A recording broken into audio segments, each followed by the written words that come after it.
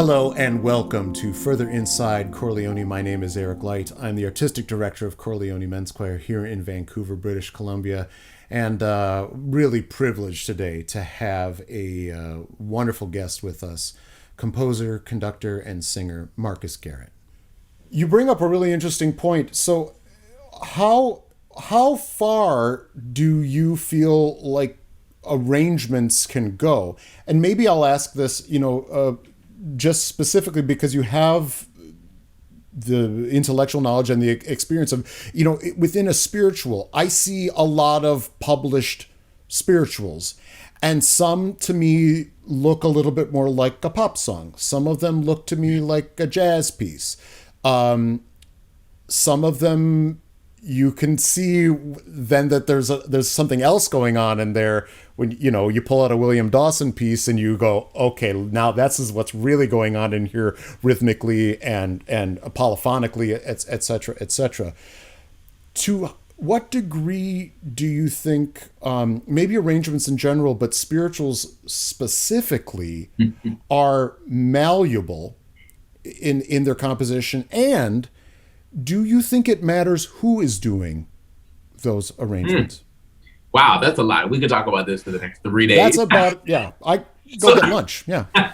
So I will say it this way. This is something that I've been talking about quite frequently. When you look at the history of concert spirituals, we see with our early arrangers that their goal was really to make sure that the music didn't die, because people weren't really singing it as much. Gospel music had taken over in the church. Yeah. So in order to make sure that it stayed alive, they did arrangements. And when you look at composers like Harry T. Burleigh, you'll see that the melodies are not changed that much. Even with William Dawson, and he believed that you should have a lot of counterpoint, or as much counterpoint as you can fit. I mean, if you look at Ain't It That Good News, you understand counterpoint. Like, yes. It's very clear. You think about that, or was it Zion's Walls and Ezekiel Saw the Wheel? Those pieces, I Want to Be Ready, all of those are like symphonic choral arrangements. Because, everybody has their own thing, and it's fantastic.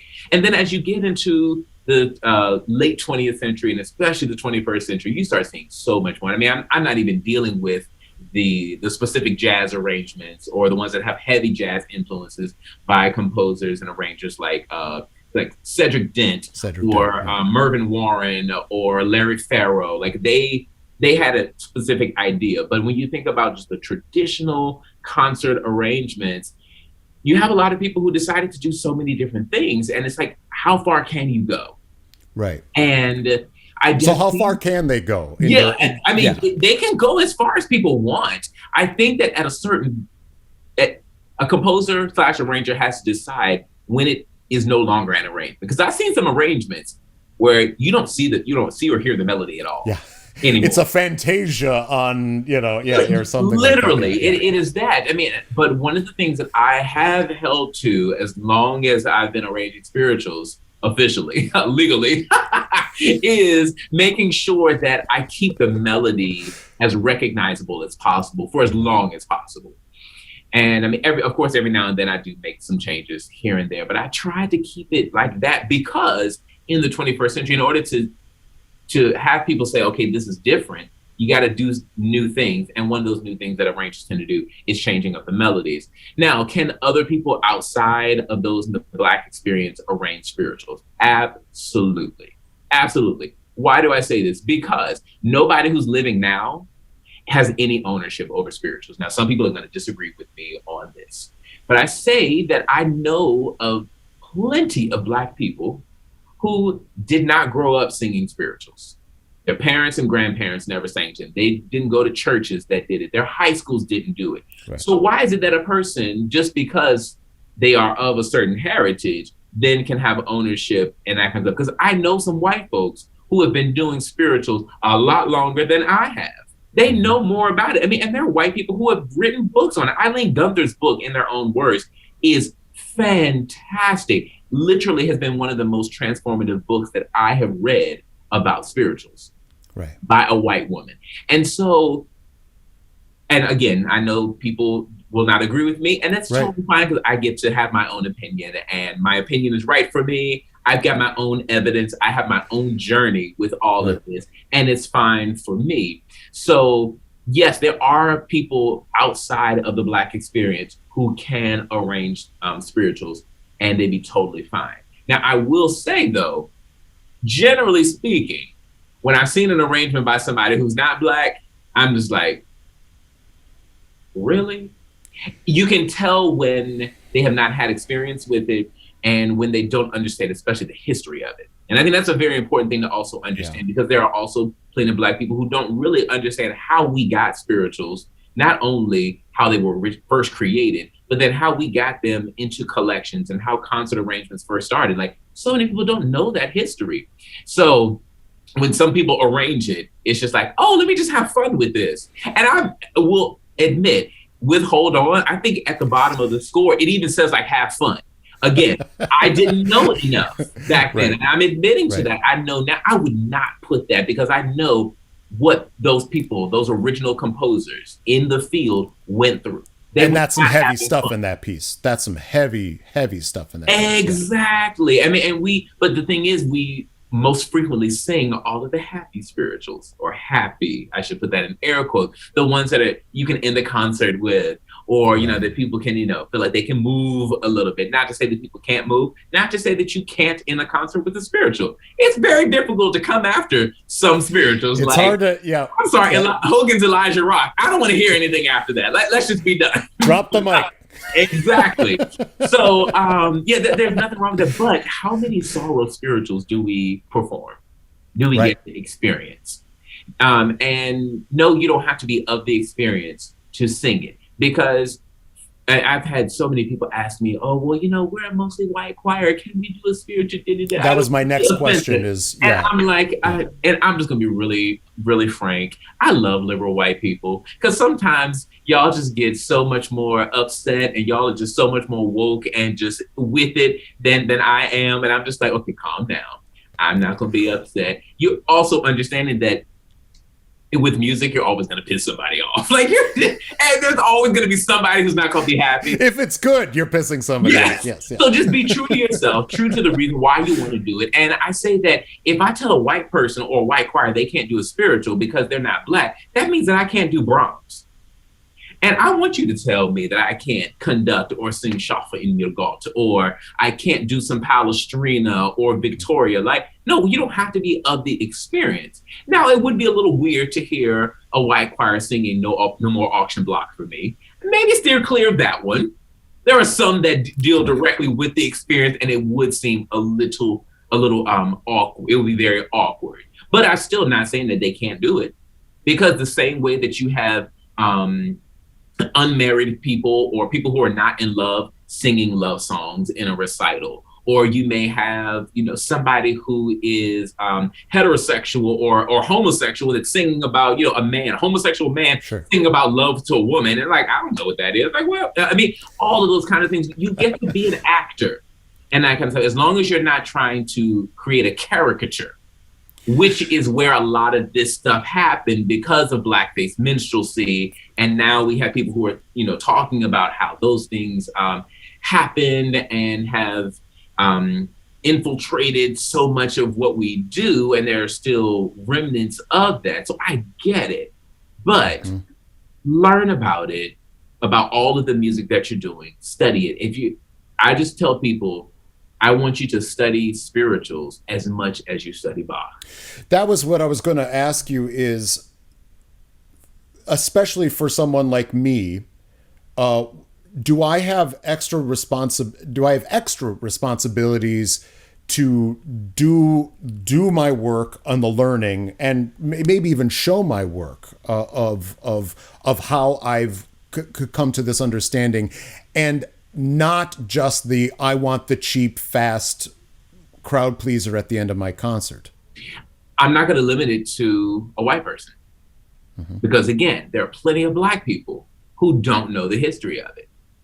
They've not experienced it. Just because you love rap or jazz doesn't mean that the history of spirituals and that kind of stuff. So everybody And I still do research on spirituals myself because I want to learn. There's still so much more that's out there. Yeah. And yeah, and it's sad to say that people don't know about this stuff, but I mean, there have been people who have written on this for well over 100 years. I mean, the internet is fantastic. We all have connections nowadays, and you can go to like Happy Trust and you can download so many public domain collections of spirituals. And many of them have the history about how spirituals came to be. What in like early 1900, what were they thinking about how spirituals should be performed? What all of these things are there. And so that's part of where my interpretation, I tell my students this all the time, I don't look so much at the contemporary research on it. I like to go back to that original stuff that's like closer to when the music was being created and collected, because that's going to give me so much more. If I want to think a little bit more about what they were going through, what they were thinking of when the music was being created. So we all musicians have a responsibility to educate ourselves on this, and you'll never know enough. You'll never know too much. Like, we can always keep learning on that, just like I can always read another book on Mendelssohn. So Marques, you have been presenting and have published on your website and other places this really extraordinary list of research that you've done into Black composers doing non-idiomatic works. First of all, for people that don't know what those words all mean when put together, can you help those folks out? Yes, absolutely. So I have to give credit to my good friend and colleague Alex Vavaza, who's at the University of New Hampshire. When I was in graduate school talking about this music that I'm about to talk a little bit more about, he came up with that non-idiomatic term. And when we think about Black composers, Black musicians, there are many genres that come to mind: hip hop, jazz, gospel, R&B, you name it, and reggae, like so much. Yeah. And I realized that my upbringing at Hampton was unique. And I didn't realize that at first. I thought that the music that we did was what all choirs had done. And it wasn't until I got to graduate school the first time, having conversations with people, and they were like, "Who is Adolphus Hale Story?" Or there was a student actually said to me, "I didn't know Black composers had written art songs. I thought they only did spirituals." And I was just like, "You're serious?" I mean, having doctoral students tell me that they've gone through how many degrees that had never sung a solo piece by a Black person. Right. I was like, all right, so I did have something different. And then having conversations, I realized, okay, people just don't know that this music exists. Now, to be fair, there are probably some pieces that people had been doing and they just didn't even realize it was done by a Black person because it didn't sound Black. Right. So this has been, it's been a joy going along this journey, this research journey, finding stuff and being able to talk about it with people, and to see the number of people just like, wow, I missed out on so much in 3-4 degrees. Like, we never talked, all of my choral literature classes, we never talked about that. I can't tell you that I did we did maybe Daniel by Undine Smith Moore, but hadn't done Her Striving After God, or Lord We Give Thanks to Thee, or Mother to Son, or Tambourines to Glory. And I'm grateful for people like Philip Brunel, who have been doing this kind of music so much. For 30 years or more. Yeah, it's been, absolutely. Yeah. And so, I mean, even the American Choral Directors Association, when they had their first independent conference, they commissioned Ulysses K for that. And so, you know, his piece, whom I love, by the way. Yes. Ulysses K has some amazing, great male choral stuff. And I got. Mm-hmm. So, speaking of male chorus, apparently I've located his 4 pieces for male chorus. Well, the K estate is, they said that this one group, I'm going to be getting it very soon. So I've been looking for this. Don't worry. Yeah. So anyway, but yeah, there have been so many conductors who just said it. I didn't know this kind of music existed. And in this age of diversity and inclusion and representation, people now understand that this is something that we need to be intentional about.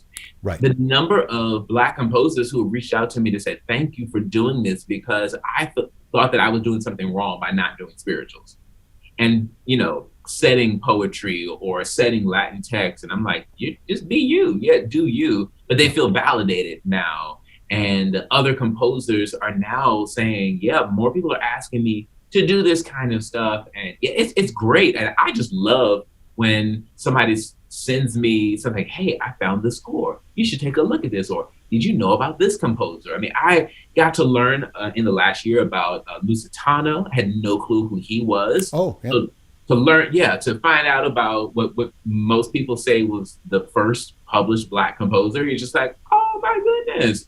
And to think back in the Renaissance, in the 1500s, that we had somebody doing that. And then moving forward to Brazil with José Mauricio Nunes Garcia, or even on Lobo de Mesquita, then going to England and Samuel Coleridge Taylor, like, oh man, that dude was a fantastic amazing music. Yeah. And so, I mean, I've been able to learn about so much more music that is just exciting. And then to see my students, because I program this up with them all the time, and they get in it as much as they get in all the other stuff. I'm like, yeah, because it's just good music. So yeah, so many people are interested in it now and intentionally programming it, that's the goal. And for folks to be teaching it to their students in lit classes and that kind of stuff, having conversations about why this stuff got neglected, why the pieces, some pieces did get published, but they didn't sell because there were some publishers that were like, okay,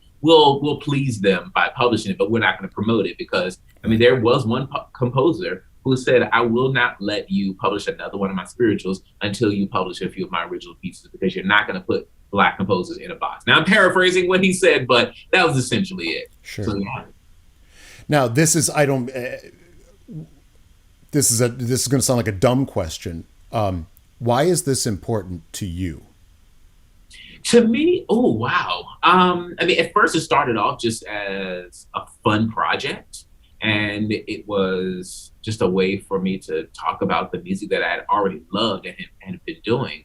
But it's important for me because I think it is about the representation. Just thinking about the number of students who, if they don't perform music by people that look like them, they may not think that they can do that kind of stuff. And I'm not to say that's not a blanket statement for anybody, but we do know that representation does matter. There are plenty of young women who don't think that they could be a composer or a conductor until they have somebody like Andrea Ramsey or Linnell Joy Jenkins or Janae Robinson. Come out and, just be 100% them. And they're like, I can do that. I think Andrea talks about how whenever she has like a soprano alto festival or honor choir or all state, she asks like, how many of you are songwriters? How many of you are composers? Having that conversation that you can do it. Just because your teachers like to only do music by men doesn't mean that we don't also write music. And so the same thing is with Black composers. But I feel for me, especially in Nebraska, and for those that don't know, Nebraska is not an ethnically diverse state. I had many people who were like, are there any Black people in Nebraska? Like before I moved, I was like, I don't think there are that many. I've learned that there are more than I thought. There are. My wife's from Nebraska. Like four we more. Go. Yes, four yes. more. But I think it's also important, like if you are in a homogenous community, then you need, what better way to learn about other people than singing music by them, whether it is culturally identifiable or not. And so you then get to have conversations with with students and that kind of stuff, and students can have conversations about all these kinds of things. So yeah, it's fantastic. One more question about this. So it's, as I, especially I was a young singer, high school, whatever, the importance that was brought to be singing music from other cultures that was idiomatic of those cultures. I grew up in the 80s, 90s. Everything was very multicultural, and that was absolutely the word of the day, and that was for all of its good and its ill. That was how things were looked at. It was through that lens. And so there was a lot of talk about, how it's good for a person that looks like me and grew up in the culture that I did, to experience the music of other composers from other cultures, but they're in their own idiom. Right. The question that I'm interested in is, do you think that experience for someone like me are there different lessons to be learned? Are there different experiences to be had? Are there different takeaways for me doing a piece of music by a Black composer that's not idiomatic, or a piece that is idiomatic, and also for people of color in my choirs? Is there a difference in going from something that's idiomatic or non-idiomatic? Is that process different, and is the takeaway different?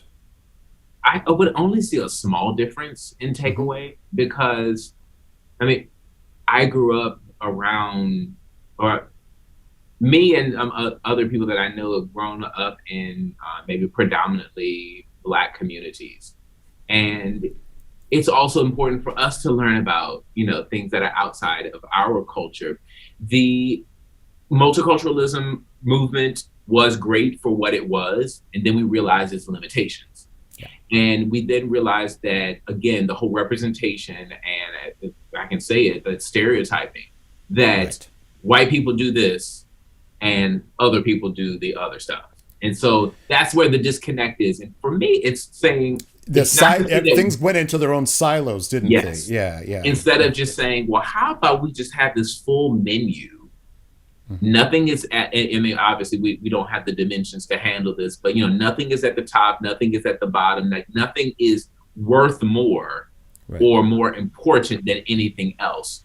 And if we do a good job as educators and conductors, then we can give all of those representations to the best of our abilities. My students know that because I research a certain type of music, they're going to get more of that than they are anything else. And every prof is that way, right? Yeah.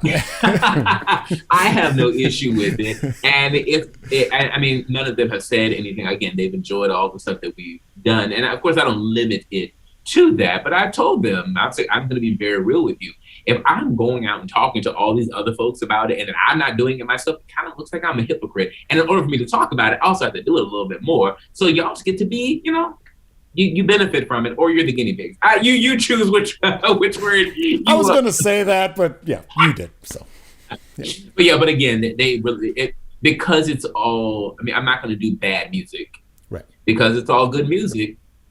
They're fine with it. And I mean, this past semester, I can tell you, we had a fantastic time in Chamber Singers talking about perspectives.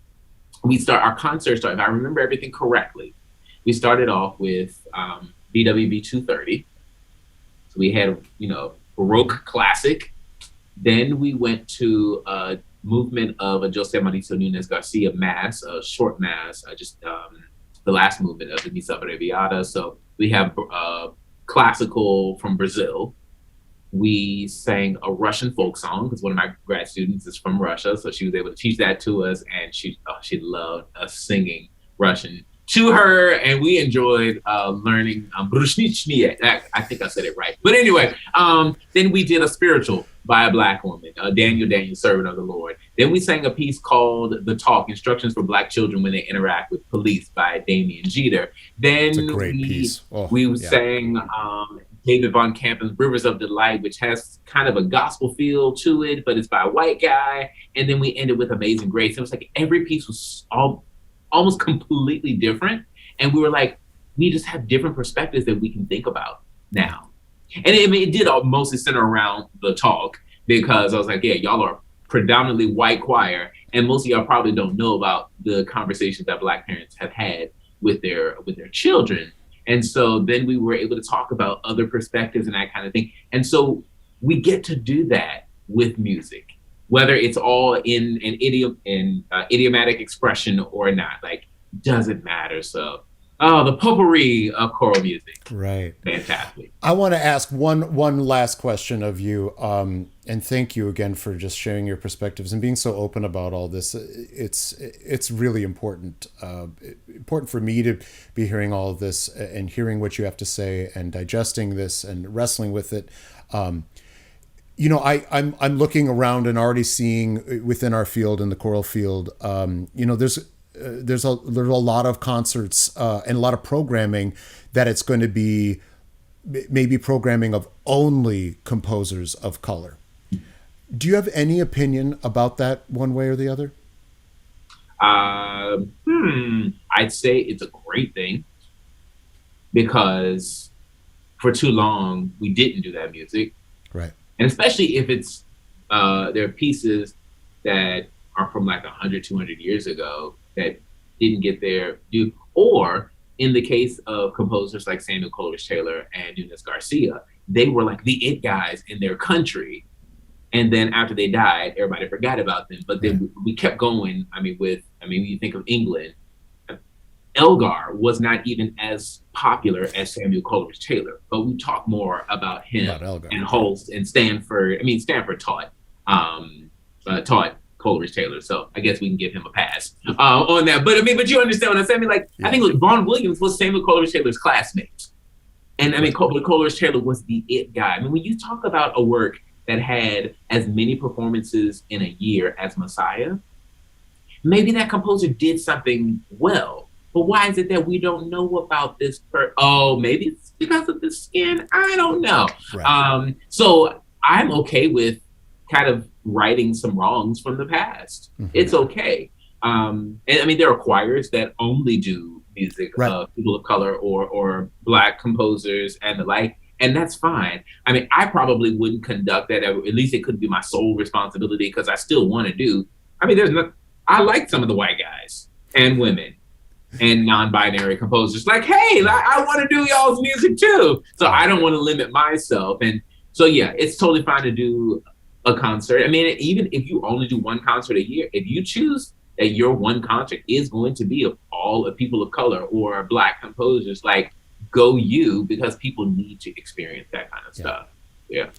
And I think, as has always been the case, you're going to have this incredibly rich and wonderful experience of music because it is out there, it has been there, and it's just up to us to bring it to the fore. Yes, absolutely. Yeah. Thank you so much, Marques. This has been just marvelous. Thank you.